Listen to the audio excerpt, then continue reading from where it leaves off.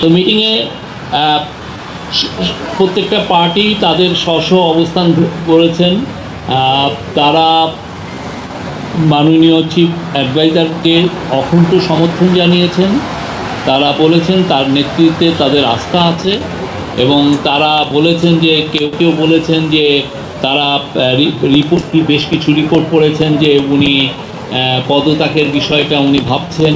তো সে বিষয়ে তারা বলেছেন যে পুরো বাংলাদেশ সবাই এই চিফ অ্যাডভাইজারের নেতৃত্বে আস্থা আছে, এবং তাকে অনুরোধ করেছেন যাতে উনি এই ওনার নেতৃত্বেই যেন বাংলাদেশে একটা ফ্রি অ্যান্ড ফেয়ার ইলেকশন হয়। ওনার নেতৃত্বে ওনাদের অকুণ্ঠ সমর্থন জানিয়েছেন। নির্বাচনের বিষয়ে বিএনপি ডিসেম্বরের মধ্যে ইলেকশন চেয়েছেন। জামাত বলেছেন যে তারা ইলেকশন চেয়েছেন, তারা মনে করেন যে রিফর্ম প্রক্রিয়া ডিসেম্বরের মধ্যে লেগে যাবে রিফর্ম প্রক্রিয়া শেষ করতে। তো জামাত প্রফেসর ইউনূস যেটা বলেছেন, প্রফেসর ইউনূস আজকে তার মিটিংয়ে তিনটা পার্টিকেই বলেছেন যে ইলেকশন ডিসেম্বর থেকে জুনের মধ্যে হবে। তো জামাত তার এই টাইম লাইনকে সমর্থন জানিয়েছেন এবং বলেছেন যে এটা তাদের সমর্থন আছে। এনসিপিও একই, তার ইলেকশন কমিশনের বিষয়ে এনসিপি এবং জামাত বলেছেন যে তারা মনে করে না যে এখন যে এই অবস্থায় আছে তাতে লেভেল প্লেইং ফিল্ড, একটা ফ্রি অ্যান্ড ফেয়ার ইলেকশনের জন্য যে পরিবেশ দরকার সেই পরিবেশটা নাই, এবং এটা কোনো লেভেল প্লেইং ফিল্ড নাই। তারা জোর দিয়েছেন যাতে ইলেকশন কমিশনের সংস্কারের মাধ্যমে এটা লেভেল প্লেইং ফিল্ড এনশিওর করা হয়।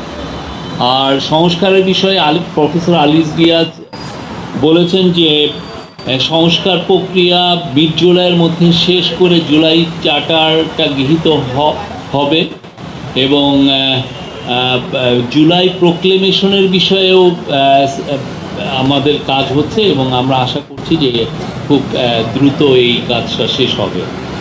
এই ছিল, আর অন্যান্য আর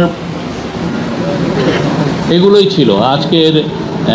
এর বাইরে তেমন কোনো আমরা বলবো যে এগুলো আপনাদের প্রশ্ন নিচ্ছি, আপনারা প্রশ্ন।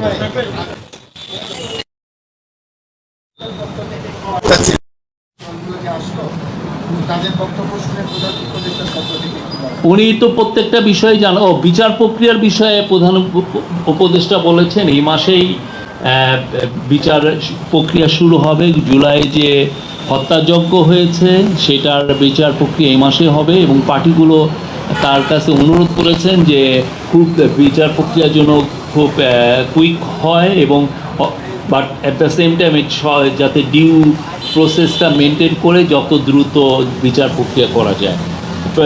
প্রফেসর ইউনূস তাদেরকে বলেছেন যে উনি এখানে সর্বোচ্চ এমফাসিস দিচ্ছেন যাতে এই বিচার প্রক্রিয়াটা দ্রুত এবং সমস্ত ডিউ প্রসেস মেনটেন করেই হয়।